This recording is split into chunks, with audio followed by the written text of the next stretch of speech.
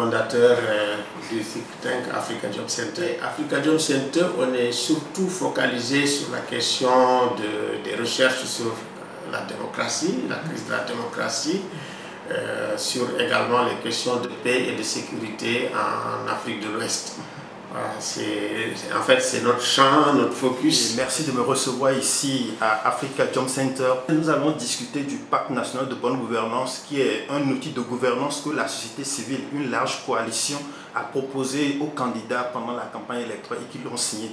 Mais avant, il y a une actualité, je souhaite que vous puissiez réagir par rapport à ça, c'est la dissolution de l'Assemblée nationale, parce que ça continue de susciter beaucoup de réactions.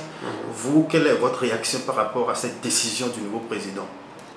Écoutez, c'est quand même un pouvoir régalien, un pouvoir constitutionnel que le président peut exercer quand il estime qu'il n'a pas à l'Assemblée nationale une majorité qui lui permette vraiment d'appliquer sa propre politique. Donc, on peut le comprendre. Vraiment, de ce point de vue, on n'a même pas besoin de se justifier ou d'avoir des explications. Je n'ai pas de majorité à l'Assemblée nationale. Je ne peux pas appliquer la politique pour laquelle j'ai été élu par 54% des Sénégalais. Donc, je vais aller les chercher. Et la meilleure façon, c'est de dissoudre, effectivement, pour demander aux Sénégalais aujourd'hui de prendre leur souveraineté, rendre la souveraineté au peuple, qui se décide, comme on dit, rendre leur habilitation. Voilà. Que dites-vous donc à ceux qui contestent? Il me semble qu'il y a quelque chose qui a fait sujet de polémique et de spéculation. Ce n'est pas fondamental, mais disons qu'il faut quand même le souligner.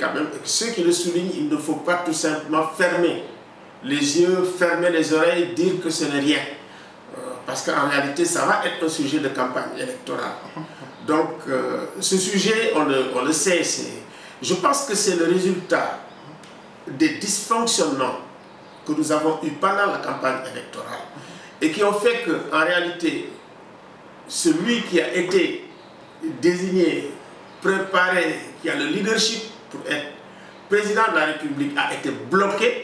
Il faut le dire, il a été bloqué sciemment par les institutions. Nous l'avons toujours dénoncé. Et en réalité, il a désigné celui qui est devenu président de la République. Écoute, à partir de ce moment-là, ça ne peut pas ne pas avoir d'impact sur le pouvoir, sur son exercice. Et ça, effectivement, on le ressent. Les gens semblent perdre de vue cette situation. Mais cette situation va nous poursuivre. On va nous poursuivre. Mais il faut effectivement, au niveau également central de l'État, que quand on prend conscience de cette situation, qu'on essaye de trouver une solution. Et la solution, effectivement, c'est ça va être le pacte. Le pacte est une très belle occasion aujourd'hui pour résoudre, si vous voulez, les contentieux, les problèmes institutionnels, constitutionnels qui sont encore pendants et qu'effectivement, eux, ils traînent et qu'ils ont hérité. Et c'est extrêmement important, je pense, de ce point de vue, vraiment, le pacte est très bienvenu parce que le pacte, c'est un moment où, effectivement, comme on dit, on peut avoir ce qu'on peut appeler une assemblée constituante où les différents membres de la société se réunissent, discutent et essayent de refonder, de corriger. C'est ça de Djibouti. De refonder, de corriger les imperfections vraiment de nos institutions, de notre démocratie, etc. Et c'est ça, c'est par la démocratie participative. Voilà. C'est extrêmement important. L'amélioration de notre démocratie ne peut venir que quand le citoyen va être impliqué dans l'élaboration des politiques publiques et également dans la mise en œuvre des politiques publiques. Mais il faut voir par quel moyen, par quel modèle. Ça, c'est extrêmement important. Par ce qu'on appelle aussi la démocratie délibérative. La démocratie délibérative, c'est la concertation. La concertation, elle est fondamentale pour qu'on s'entende, pour qu'on ait des consensus forts et pour renforcer le vivre ensemble. je pense que pendant la période que nous traversons, qui est une période un peu trouble, où nous sommes tous en train de nous chercher, hein, c'est ça, hein, c'est le moment où vraiment nous devons délibérer, discuter, palabrer. C'est ça. On ne doit pas aller chercher ça ailleurs. Hein. Je pense que nous avons des formules, nous les Africains, pour nous parler, nous entendre et effectivement prendre des décisions, des bonnes décisions ensemble. Et c'est ça la démocratie. Hein. Améliorer la démocratie, c'est forcément passer par ce biais. Justement, le pacte, dans cette préconisation, il est censé rééquilibrer les pouvoirs du président, donner un peu plus de pouvoir aux citoyens. Donc la finalité, c'est qu'il va renforcer la démocratie, améliorer la bonne gouvernance, l'état de droit. Alors, ce pacte, quelle est sa pertinence alors que, bon, on aurait pu s'en tenir au substrat qui a servi à son élaboration. Je veux parler des conclusions des assises nationales et des recommandations de la Commission nationale de la réforme d'institutions. Écoutez, ce qui est le plus important dans ce pacte, c'est que c'est une réflexion endogène. Et collective. C'est une réflexion collective, c'est une réflexion des citoyens, parce que quand même, ça compte depuis 2008-2009, pratiquement tous les segments de la société ont été consultés. Donc c'est un travail énorme et inédit qui a été fait, je pense. Et puis ensuite, il y a eu les conclusions, CNRI, au moins. Et maintenant, bien sûr, il y a le pacte, avec des propositions très concrètes, vraiment. Et de mon point de vue, nous avons toujours, avec notre démocratie constitutionnelle, je l'appelle comme ça, hein, parce que les constitutionnalistes sont toujours en première ligne. Je pense que la politique, ce n'est pas seulement l'affaire des juristes, c'est l'affaire, je pense, de tous. Les philosophes politiques ne sont pas souvent utilisés, ne parlent pas beaucoup à l'époque. D'ailleurs, des années 70-80, les philosophes parlaient plus. Voilà. Et les sociologues, bon, il y a les sémiologues, parce que moi je suis un peu dedans aussi. Je pense que c'est tout ça. Oui. Et cette réflexion endogène, on ne peut pas mettre ça dehors. Je pense que la meilleure rectification pour les États africains, qui ont toujours, si vous voulez, fait du copier-coller. Et là, tout de même, c'est une réflexion qui est partie de la base, qui est venue en haut et qui continue.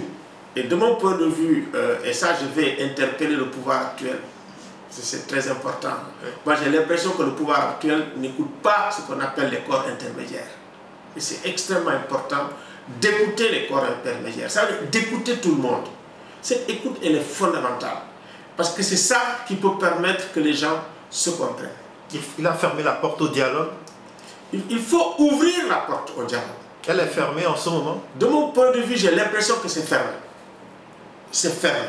Juste après 3 mois déjà? Après 3 mois, moi j'ai l'impression que les portes du dialogue sont fermées. Or, il me semble que dans cette période trouble, et dans cette période électorale, surtout pendant la période électorale, c'est la période du dialogue avec toutes les parties, du dialogue pour construire du consensus, pour que les choses, pour que tout le monde s'entende sur ce qu'on appelle la transparence du processus électoral, et que quand on a un résultat, comme d'habitude au Sénégal, que tout le monde s'accorde à reconnaître que les résultats là sont de bons résultats.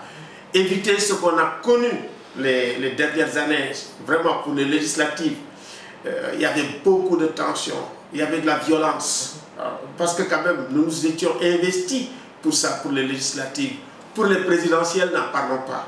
Ça veut dire qu'il faut aujourd'hui faire en sorte que l'élection soit une chose banale, que la succession au pouvoir soit une chose banale. Et qu'on n'ait pas de stress à l'approche des élections. Qu'on n'ait pas de stress à l'approche des élections. De peur. Qu'on n'ait pas de peur, qu'on n'ait pas de tensions, qu'on n'ait pas des, comme on dit, des manifestations à n'en plus finir. Il faut qu'on ait une démocratie mature, une démocratie apaisée, une démocratie avec de la sérénité. La confrontation électorale pendant la période électorale, ça se comprend. Ça aussi, c'est, comme on dit, le in vivo de la démocratie. C'est important. Mais vraiment que ça soit sur la base des visions, sur la base des programmes, sur la base des offres politiques. Et c'est ça qu'on veut entendre. Je pense que le moment est bon pour que ceux qui ont des projets les présentent et qu'effectivement, en dernière instance, après avoir écouté un bon débat de haut niveau, bon que les gens, que le peuple tranche de la façon la plus démocratique et qu'on respecte effectivement les choix du peuple. Mais je reviens là-dessus. Il faut effectivement que l'agenda du dialogue, de la concertation, franchement, que ça soit quelque chose qui soit comme on dit, que ce soit ancré, dans la culture politique sénégalaise. C'est extrêmement important. Et ça, c'est une recommandation que je fais aux nouvelles autorités de répondre aux appels du dialogue, que ce soit les partis politiques, la société civile et autres, de manière à ce que vraiment qu'on ait un processus électoral des législatives. Ça fait quand même un de leurs premiers défis, le premier défi électoral du nouveau gouvernement. Il faut que ça soit un succès. Alors, je présume que vous, de la société civile, vous devez être perplexe quant au silence absolu que le président de la République oppose à ce pacte qu'il a signé. Bon, c'est vrai qu'il y a beaucoup d'urgences qu'il a trouvées sur place, mais il a quand même beaucoup de collaborateurs à qui il peut recommander de prendre contact avec les acteurs de la société civile pour voir dans quelle mesure il peut accompagner la mise en application de ce pacte, puisqu'ils l'ont toujours dit. Alors, puisque jusque-là, bon, il n'a pas eu cette attitude-là, est-ce qu'il vous arrive peut-être de penser que le président pourrait avoir renoncé quelque part ou bien avoir dit que bon, finalement, le pacte, ça ne m'intéresse pas?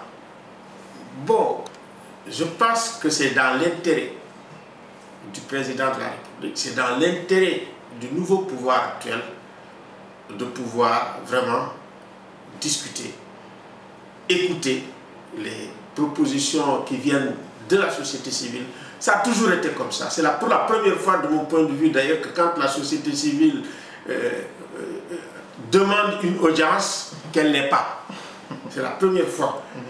Alors que la société civile s'est véritablement investie, absolument, vraiment contre le pouvoir tyrannique de Macky Sall. Il faut le dire, la société civile a payé le prix, a fait preuve de courage. Je dis que toutes les alternances que nous avons eues, il faut dire que l'apport de la société civile a été un apport décisif, fondamental. Donc, moi, je recommande encore au président de la République, encore une fois, de recevoir les organisations de la société civile, les membres du pacte, de les écouter. Même de les écouter, parce que ça c'est important. Parce que quand vous répondez et vous écoutez ces gens, les gens, c'est parce que vous les reconnaissez.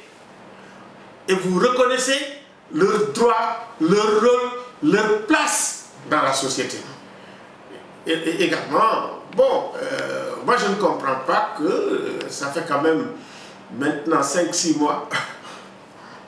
Et c'est pour ça que j'ai dit, je l'ai dit et répété, il faut un cabinet politique qui comprenne les enjeux politiques qui sont importants. Les enjeux politiques ne sont pas portés tout simplement par ceux qui demandent le suffrage des Sénégalais. La légitimité, ce n'est pas la légitimité conférée seulement par les élections. Il y a la légitimité de l'action permanente de la société civile. Ça, c'est une légitimité qui est reconnue. Ce n'est pas une légitimité électorale. C'est symbolique, c'est politique. Et c'est des rôles que les gens ont joués depuis très longtemps. Donc, il est extrêmement important, de mon point de vue, d'avoir une cellule politique qui écoute des gens qui sont dans la politique, mais qui ne sont pas dans le fait partisan. Il y a des gens qui sont dans la politique, mais qui sont partisans. Mais il y a les membres de la société civile sont au cœur de la politique, discutent des questions de la politique, mais ils ne sont pas partisans. Ce n'est pas une raison, effectivement, pour dire qu'ils ne comptent pas. Donc, ils comptent. De mon point de vue même, je dis, n'importe quelle voix de Sénégalais doit compter pour le président de tous les Sénégalais. Ça, c'est extrêmement important. De deux, c'est la cellule de communication. Parce qu'en réalité, si vous écrivez, vous sollicitez et vous n'avez pas de réponse, vous allez créer des problèmes de communication. Les gens vont être frustrés. C'est la réalité. Les gens ne vont pas se sentir reconnus dans l'action qu'ils font pour la société. Donc il est extrêmement important que le président de la République et que les autorités actuelles prennent en compte ce qui a toujours été fait dans la société. Il faut mettre en mouvement l'énergie sociale. Ce n'est pas l'énergie des partis, ce n'est pas l'énergie de l'administration, mais c'est l'énergie sociale. Il faut mettre la société en mouvement dans un processus révolutionnaire. Parce que moi je pense qu'on est dans un processus révolutionnaire. 54%, quand on le donne à une opposition, ça veut dire que vraiment la société veut une rupture radicale. Et la rupture radicale ne peut pas être portée par un parti, ne peut pas être portée par les politiques tout seuls, mais elle doit être portée par la société. C'est ça le gage de succès, vraiment de ce qu'on appelle la rupture systémique et radicale. Et il me semble que si on a voté à 54%, c'est que les gens veulent une rupture systémique. La rupture systémique, ça consiste effectivement à bien communiquer avec la société, mais ne pas discriminer. Je pense que la question de la discrimination, c'est ça qui va amener effectivement, qui va être source de conflit, source d'antagonisme. Et il me semble que ce n'est pas le moment, avec tous les problèmes que nous avons dans la société et tous les problèmes que connaissent le pouvoir actuel. Parce que c'est un héritage extrêmement lourd sur le plan démocratique, sur le plan de la gouvernance et sur le plan de la sécurité. Même pour quiconque aurait été élu. Pour n'importe qui aurait été élu. Après Macky Sall. Après Macky Sall, c'est un héritage extrêmement lourd. Je pense que la plupart des Sénégalais reconnaissent que c'est un héritage lourd. Ils sont prêts à être patients, mais il faut que toutes les actions et initiatives hors politique, hors État, soient prises également en considération. Et c'est ça qui va permettre à l'énergie de la société de se manifester. On a besoin vraiment de vitalité pour la démocratie. Et aujourd'hui, ce qu'on voit depuis le début, depuis pratiquement 2020-2021, souvent, c'est des conflits qui portent sur des détails, qui ne portent pas sur des choses substantielles. Or, ce que le pacte amène, c'est quelque chose de substantiel pour le vivre ensemble. Et également pour renverser la nation et pour faire peuple. Ça, c'est extrêmement important.